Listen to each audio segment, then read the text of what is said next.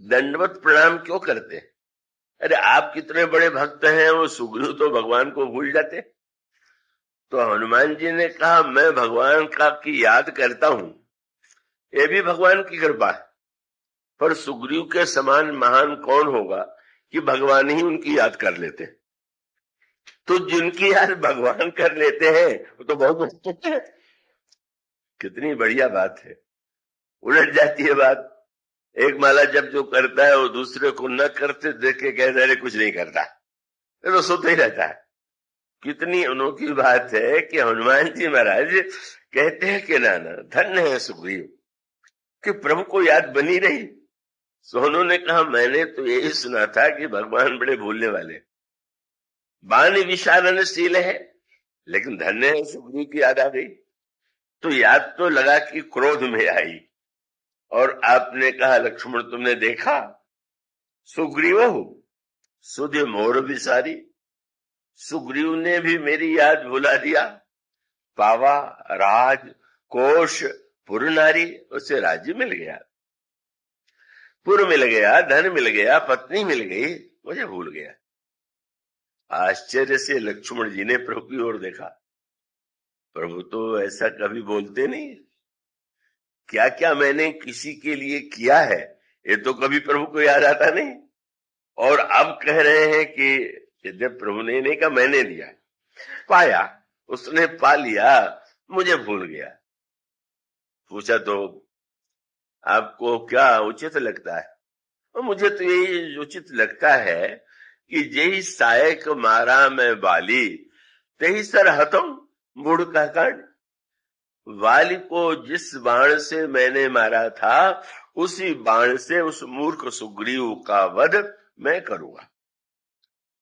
लक्ष्मण जी को बड़ा संतोष हुआ, क्योंकि लक्ष्मण जी भगवान के स्वभाव को भी जानते और प्रभु के प्रभाव को भी जानते हैं।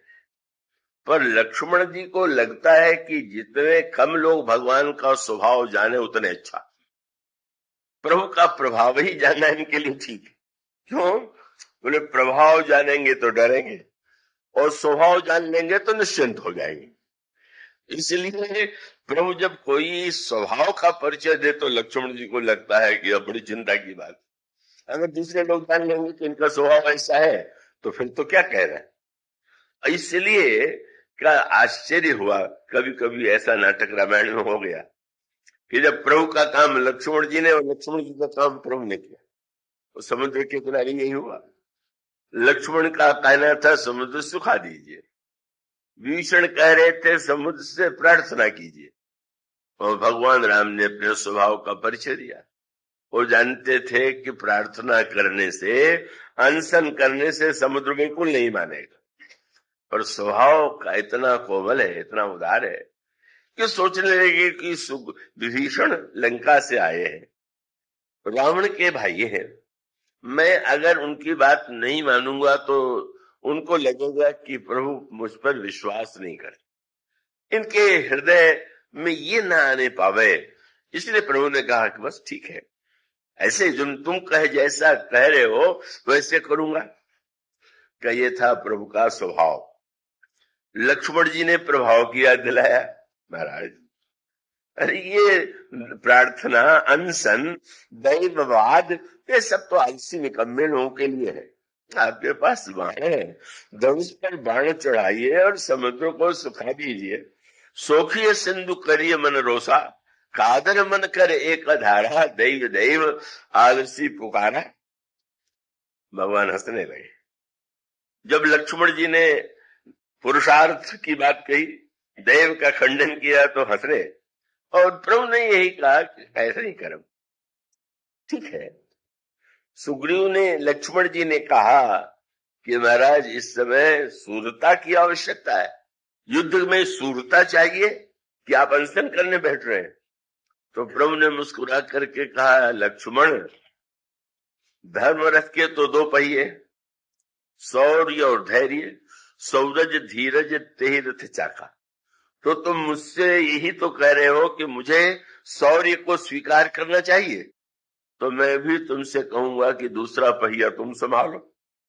बोले ऐसे करब धरो मन धी है कि श्री किशोरी जी श्री सखियों के साथ श्री रामभद्र का दर्शन करने जाती हैं। सब दोनों एक दूसरे को देखते हैं, दिव्य अनुराग का उदय होता है। पर श्री किशोरी जी के हृदय में यही प्रश्न है कि पिताजी की प्रतिज्ञा और इनकी सुकुमारता, और सुकुमारता का लक्षण तो सीता जी ने सामने देख लिया। जिस समय श्री राम लता कुंज से प्रकट हुए तो हाथ में फूल का दोना, उसमें रखे हुए थे फूल, और जब निकले तो क्या देखा किशोरी जी ने कि भाल तिलक श्रम बिंदु सुहाए, माथे पर पसीने की बूंद है।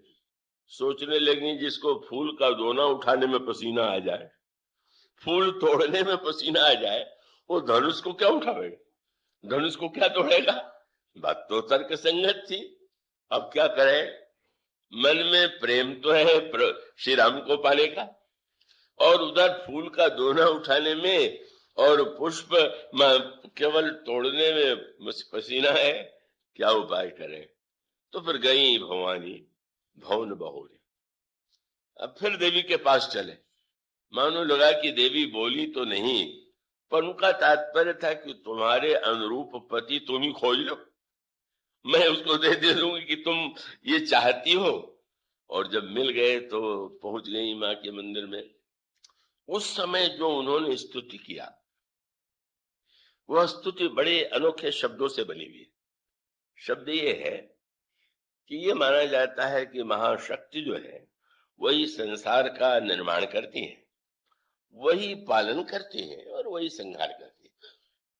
तो अब जहां तक निर्माण और पालन की बात है वो तो अच्छी लगती है, पर जब ये पढ़ें कि वो महाशक्ति जो है संसार का विनाश कर देती है, संहार कर देती है, तो लगने लगता है कि मां और विनाश कर दें, ये तो बड़ा कठोर सा कार्य है।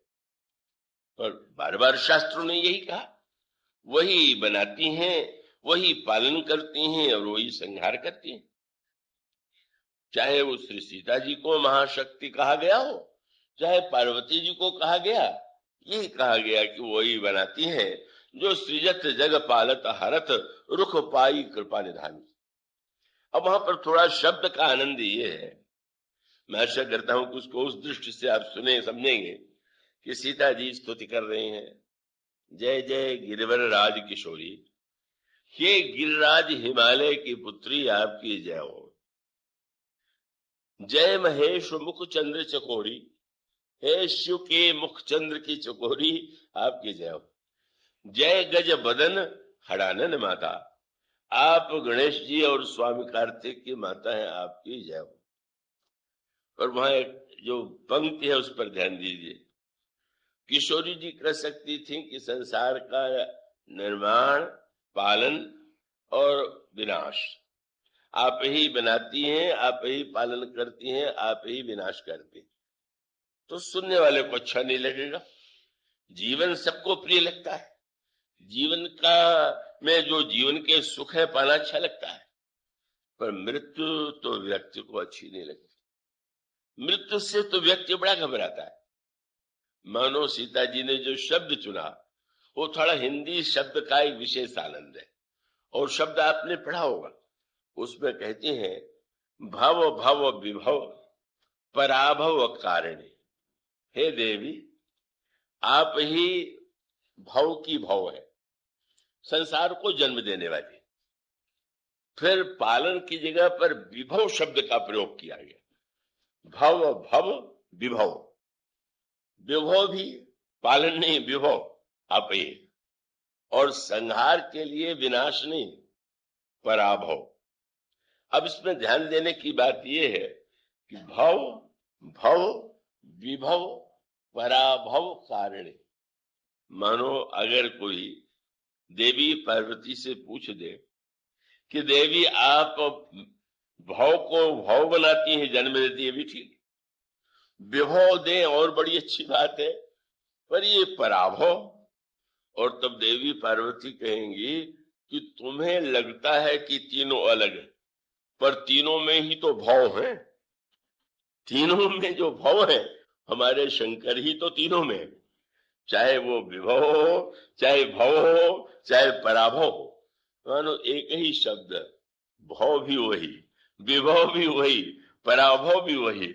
मानो वह बताना चाहती है कि प्रत्येक वस्तु में, प्रत्येक घटना में जब हम शिव को देखेंगे तो आनंद हो जाएगा। और घटना को केवल बाहर किसी दृष्टि से देखने की चेष्टा करेंगे तो हमें कभी प्रसन्नता होगी, कभी दुख होगा। तो जानबूझ करके यह बताया गया।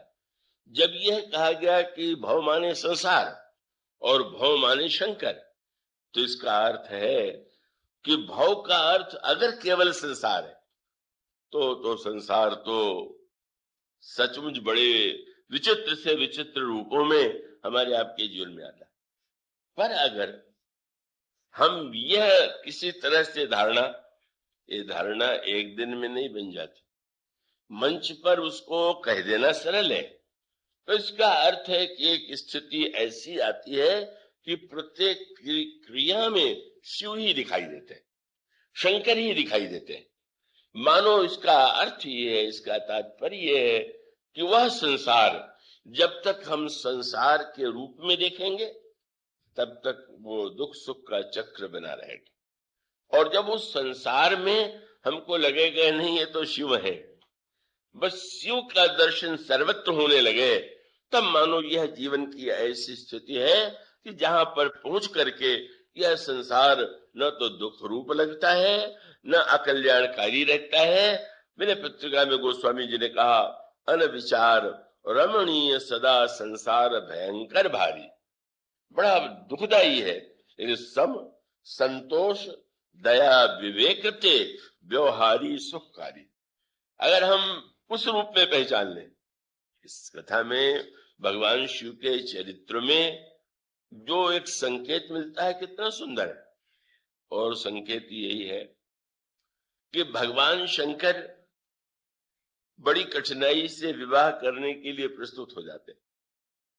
और विवाह करने के लिए जब भगवान शंकर जाते हैं तो बड़ा मीठा व्यंग है।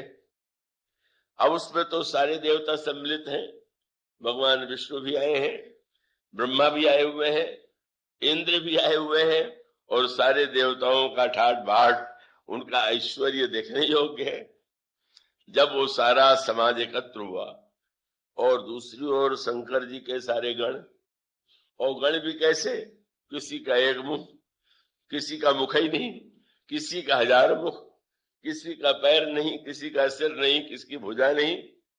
वो बड़ा विचित्र जो था, को मुखहीन विपुल मुख काहू, विनु कर पद को विनु पद बाहू, विपुल नयन।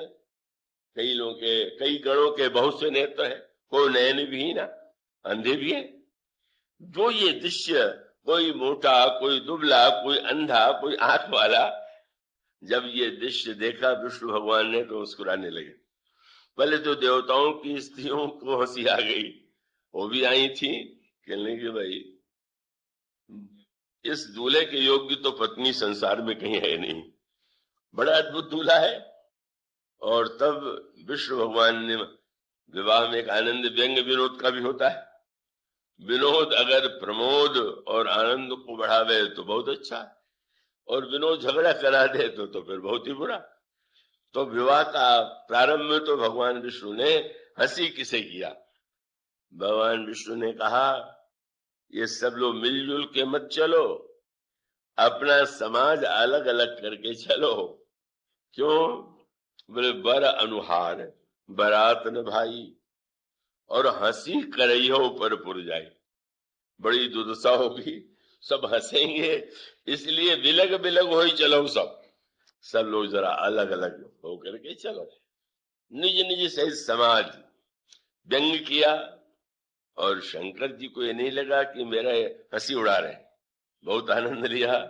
शंकर जी ने सुना तो मन ही मन महेश मुस्काही, हर के व्यंग बचन नहीं जाही। लो, यहीं से विवाह का श्री गणेश व्यंग विनोद से होने लगा।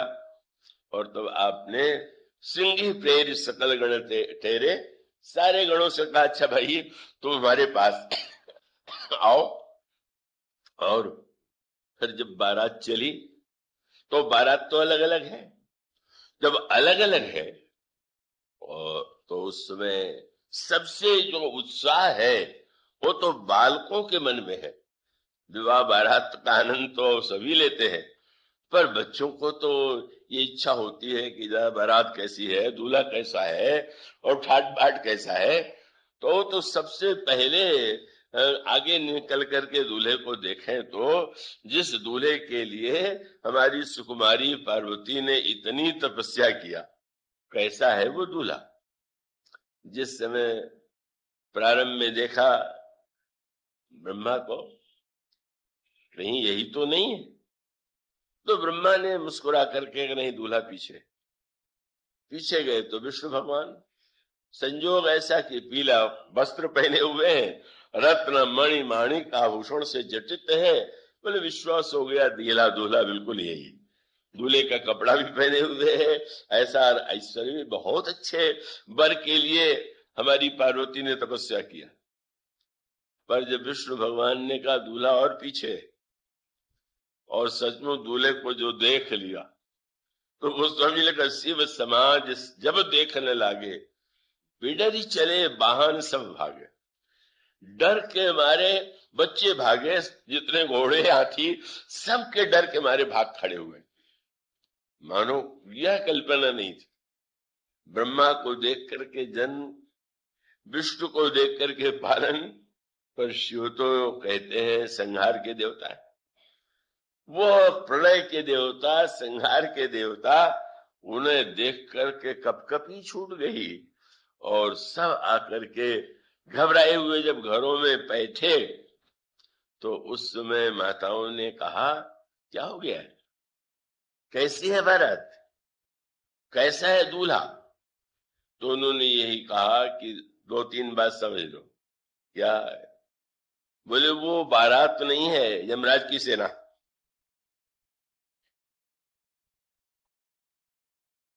जम के धार किदों बरियाता। अरे भाई ठीक है, बारात में ऐसे भी लोग होते हैं, दूल्हा तो अच्छा है ना। बोले दूल्हा, अरे वो तो बड़े बहुरा पागल है। सारे जो आसपास है वो यमराज की सेना है और दूल्हा बिल्कुल पागल है। तो पूछा क्या दूल्हे ने पत्थर उत्थर फेंका क्या, गाली दी? बोले कुछ नहीं। तब बोले जब विवाह में कोई बैल पर चढ़ के आवे तो पागल ही होगा। अरे इतने वाहन संसार में है, कोई बैल पर चढ़ के बर बहुरा बस असवारा। और एक बहुत बड़ी बात उन्होंने कह दिया, क्या? विवाह, विवाह न जाने कौन देखेगा, जो जियत रही बारात देखत पुण्य बढ़ते ही कर सके। इनकी बारात देखने के बाद जो जिंदा रह जाए समझ लो उसने बड़ा पुण्य किया होगा। वो तो बाराती देख के मर जाएंगे, विवाह कौन देखेगा।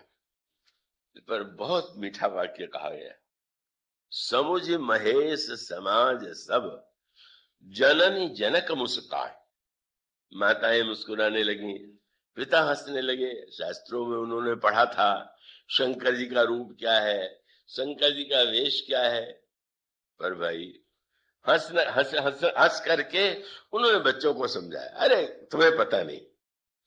पर समझाने वालों ने सचमुच जब देखा, समझाना दूसरों को सरल है, चित्र में देखने में डर नहीं लगता।